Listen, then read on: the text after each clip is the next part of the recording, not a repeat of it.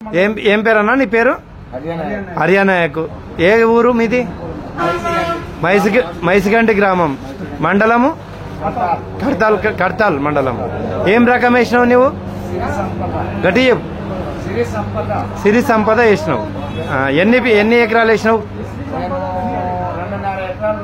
2.5 ఎకరాలు వేసినావు. ఎకరాకి ఎంత వచ్చింది దిగుబడి?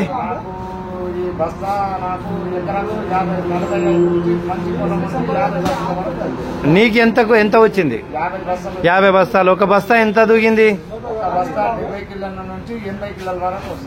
అయితే నీకు 70 కిలోలు వేసుకున్నా 50 అంటే 35 క్వింటాలు వచ్చింది ఎకరాకు. దీనికి గుణము, మంచి గుణం చెప్పు. దీనికి ఏమేమి మంచి గుణాలు ఉన్నాయి? ఇది సిరి సంపద అనేది పంట మంచిగా వస్తుంది. బియ్యం పట్టించినా గానీ బియ్యం సన్నగా ఉంటది, కూడా మంచిగా రుచి. ఇంకోటి ఇది అడ్డం పడుతుందా?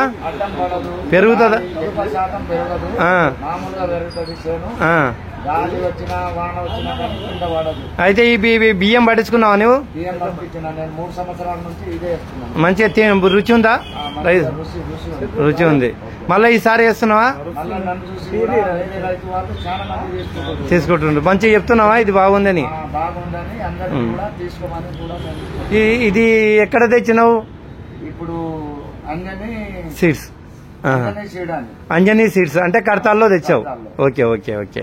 నీకు మంచిగా అనిపించింది. ఈసారి కూడా ఎన్ని ఎకరాలు వేస్తున్నావు? ఈసారి కూడా 3 ఎకరాలు. 3 ఎకరాలు. నీ సాటి రైతులకు చెప్తున్నావా ఇది బాగుందని? చెప్తున్నావా? సరే సరే. నా పేరు చంద్రశేఖర్ రెడ్డి. నేను సిఎస్ అగ్రి జెనెటిక్స్ కంపెనీ నుంచి వచ్చిన.